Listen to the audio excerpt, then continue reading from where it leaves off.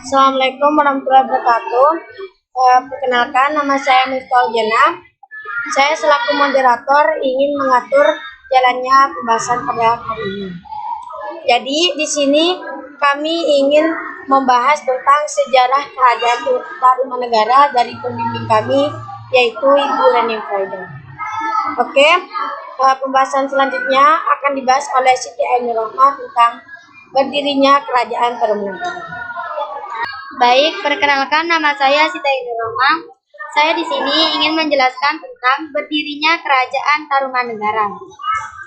Kerajaan Tarumanegara berdiri pada abad keempat atau lebih tepatnya pada 358 Masehi.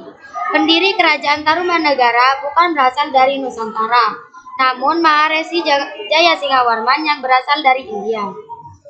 Jayasinghawarman memberi nama kerajaannya Tarumanegara dari nama pohon tarum yang banyak tumbuh di daerah tersebut. Jayasinghawarman memerintah dari tahun 358 Masehi sampai 328 Masehi dan setelahnya memutuskan untuk menjadi petapa. Kepemimpinan Kerajaan Tarumanegara lalu dilanjutkan oleh Raja Dharmayawarman. Catatan sejarah justru banyak menyebut kepemimpinan raja ketiga yaitu Purnawarman sebagai raja yang berhasil membawa kerajaan Tarumanegara mencapai kejayaan. Pada masa kepemimpinannya di tahun 397 Masehi, Purnawarman membangun ibu kota kerajaan bernama Sundapura di kawasan pantai yang jadi asal-usul Sunda sekarang. Selain itu, seperti yang disebut dalam Prasasti Tugu, Raja juga memerintahkan penggalian Sungai Gomati sepanjang 12 km yang berfungsi sebagai jalur perdagangan, mengendalikan banjir, dan menghindari kekeringan yang pada musim kemarau. Di bawah kekuasaannya, kekuasaan Tarumanegara meliputi hampir seluruh wilayah Jawa Barat, mulai dari Banten, Jakarta, Bogor, dan Cirebon. Tak hanya di dalam negeri, Kerajaan Tarumanegara bahkan menjalin hubungan diplomatik dengan Cina.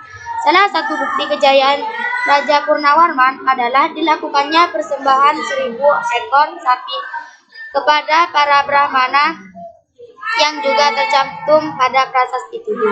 Jika kalian ingin melihat Prasasti Tugu, akan dijelaskan di pembahasan ketiga. Pembahasan selanjutnya akan dijelaskan oleh Mamluatul Inayah. Perkenalkan, nama saya Mamluatul Inayah. Di sini saya akan membahas tentang kehidupan ekonomi dan sosial Kerajaan Tarumanegara. Letaknya yang berada di dekat perairan membuat Kerajaan Tarumanegara disematkan predikat kerajaan maritim. Berkat lokasinya itu pula, Tarumanegara terbilang maju dalam bidang pelayaran dan perdagangan. Meskipun demikian, prioritas kehidupan ekonomi di kerajaan tersebut adalah pertanian dan peternakan. Sementara itu, terdapat dua golongan masyarakat dalam kehidupan sosial di Kerajaan Tarumanegara. Golongan pertama adalah golongan agama Hindu yang berisi para raja atau anggota kerajaan. Adapun golongan kedua ialah masyarakat biasa yang masif. Masa kejayaan Kerajaan Tarumanegara. Kerajaan Tarumanegara mencapai puncak kejayaannya saat dipimpin oleh raja ketiga, yaitu Raja Purnawarman. Dia terkenal sebagai sosok raja yang berwibawa dan cerdas. Pada masa kepemimpinannya, kondisi ekonomi Kerajaan Tarumanegara terbilang maju dengan pesat. Letaknya yang strategis dan kepiawaian Raja Purnawarman dalam memimpin membuat kerajaan tersebut semakin unggul dalam sektor perdagangan. Tak hanya itu, Raja Purnawarman juga berhasil mengatasi persoalan banjir di wilayah kekuasaannya, sebagaimana yang telah disinggung pada pembahasan di awal. Dia menyelesaikan masalah tersebut dengan menggalikan Candi Ambaga, cikal bakal Candi Citarum untuk mengalirkan air berlebih itu ke laut. Kali sepanjang 11 km ini dikerjakan dalam kurun waktu 21 hari. Sebagai perayaan digalinya irigasi tersebut, Raja Purnawarman mempersembahkan 1.000 ekor sapi kepada kaum Brahmana. Kisah ini terkuat dari temuan peninggalan Kerajaan Tarumanegara yaitu Prasasti Tugu. Pembahasan selanjutnya akan dibahas oleh Miftahul Jannah. Oke, perkenalkan, saya Miftahul Jannah. Jadi di sini saya ingin menjelaskan tentang prasasti peninggalan Kerajaan Tarumanegara. Sebenarnya prasasti peninggalannya terdapat 7. Namun di sini saya ingin menjelaskan beberapa saja. Yang pertama, Prasasti Kiaruteun atau Prasasti Ciampea. Pada prasasti yang ditemukan di Sungai Kiaruteun sama seperti dengan namanya, Prasasti Kiaruteun. Jadi ini terdapat lukisan laba-laba serta telapak kaki Raja Penawan. Seperti kalian lihat di sini terdapat 2 pasang telapak dari raja tersebut, yaitu Raja Penawarman, dan terdapat lukisan laba-laba. Bisa kalian lihat. Jadi yang diibaratkan kaki Dewa Wisnu. Isinya ini berisi tentang kedua telapak kaki yang seperti telapak kaki Wisnu. Ini kepunyaan Raja Dunia yang gagah, berani, yang termansur Purnawarman, penguasa Tarumanegara. Jadi maksud dari prasasti ini menjelaskan bahwa kaki dari raja ketiga itu, yaitu Raja Purnawarman, menjelaskan bahwa raja tersebut Raja Dunia yang gagah dan berani dan juga termansur. Kedua, prasasti kebun kopi. Prasasti kebun kopi ini dibuat sekitar 400 Masehi dan ditemukan di perkebunan kopi milik Jonata di Ciampea, Bogor. Pada prasasti ini terdapat kedua jejak telapak kaki dari gajah, menunjukkan kedua telapak kaki gajah tersebut yaitu jejak kaki gajah yang cemerlang seperti air wata, kepunyaan penguasa Tarumanegara yang jaya dan berkuasa. Jadi kalian bisa lihat dari gambar-gambar tersebut. Oke, penjelasan selanjutnya akan dibahas oleh Elizabeth Reva, lanjutan tentang prasasti Tugu. Baik, di sini saya Elizabeth Reva akan menjelaskan lanjutan dari prasasti. Prasasti ketiga yang akan saya bahas adalah Prasasti Tugu. Sama seperti namanya, Prasasti Tugu ditemukan di daerah Tugu, Kecamatan Cilincing, Jakarta Utara. Nah, di sini gambarnya. Prasasti ini dipahatkan pada sebuah batu bulat panjang dan isinya paling panjang di antara peninggalan yang lain. Nah, sama seperti di pembahasan pertama dan kedua, bahwa prasasti Tugu ini adalah prasasti yang paling terkenal di antara prasasti yang lain. Karena isi prasasti Tugu menyatakan letak ibu kota Kerajaan Tarumanegara dan menerangkan penggalian sungai Cadrabaga oleh Raja di Raja Guru dan penggalian saluran sungai yang bernama Gomati, yang panjangnya 11-12 km oleh Purnawarman. Nah, sudah jelas di sini prasasti Tugunya dan di sini ada gambarnya, dan pembahasan selanjutnya akan dibahas oleh Rafika Septiana. Saya Rafika Septiana, di sini saya akan menjelaskan tentang Anca. Selain prasasti yang dijelaskan tadi, di sini juga terdapat Anca.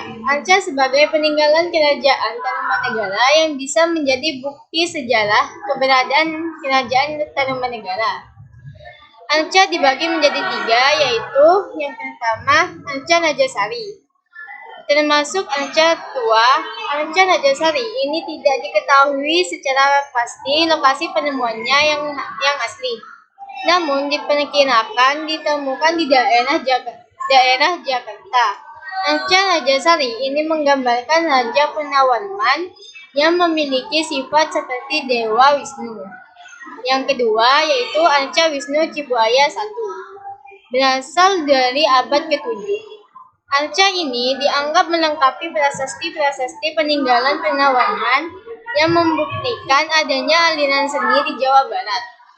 Anca Wisnu Cibuaya I memiliki persamaan dengan anca yang ditemukan di Semenanjung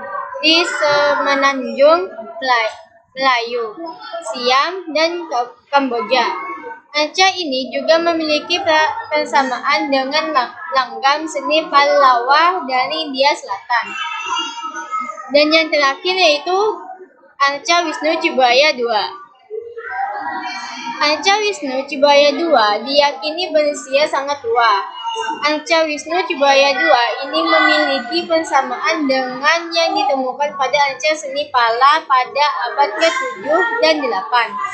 Tidak hanya prasasti dan candi, peninggalan kerajaan Tarumanegara diperkirakan juga terdapat pada kompleks percandian Batujaya di Karawang, Jawa Barat. Kompleks percandian tersebut terletak di Desa Sagara, Kecamatan Batujaya, dan Desa Teluk Bulu, Kecamatan Pakisjaya, Kabupaten Karawang. Di dalam kompleks tersebut terdapat sekitar 62 situs candi dan letaknya di tengah persawahan dan dekat dengan permukiman penduduk. Baik, selanjutnya akan dijelaskan oleh Dewi Haslia. Perkenalkan, nama saya Dewi Haslia. Saya di sini akan menjelaskan akhir dari masa keruntuhan Kerajaan Tarumanegara. Masa keruntuhan Kerajaan Tarumanegara. Keruntuhan kerajaan ini diperkirakan terjadi di pertengahan abad ke-7 Masehi. Selama 3 abad, kerajaan ini berdiri sehingga mengalami masa kejayaan, namun hingga pada akhirnya hancur tak tersisa. Setidaknya terdapat 2 faktor utama yang membuat Kerajaan Tarumanegara mengalami keruntuhan. Berikut di antaranya: serangan Kerajaan Sriwijaya. Serangan ini diperkirakan terjadi di tahun 650. Terlihat dari isi prasasti Kota Kapur yang menyebut Dapunta Hyang Srijayanasa melancarkan serangan terhadap bumi Jawa. Hal ini dikarenakan kerajaan tersebut tak mau tunduk dengan Sriwijaya. Serangan ini terjadi dan diperkirakan bersamaan dengan keruntuhan Tarumanegara dan Huling di akhir abad ke-7. Tarumanegara pecah. Pecahnya Tarumanegara menjadi Sunda dan Galuh diambil dari naskah Wangsakerta, meski kebenarannya sempat diragukan. Disebutkan bahwa Ninggawarman yang berkuasa di tahun 666 disebut banyak memberi amanat kepada raja-raja kecil di daerah untuk mewakilinya. Kekuasaan dari kerajaan-kerajaan itu meningkat signifikan. Galuh berada di dekat wilayah Cirebon yang memilih berpisah dari Tarumanegara.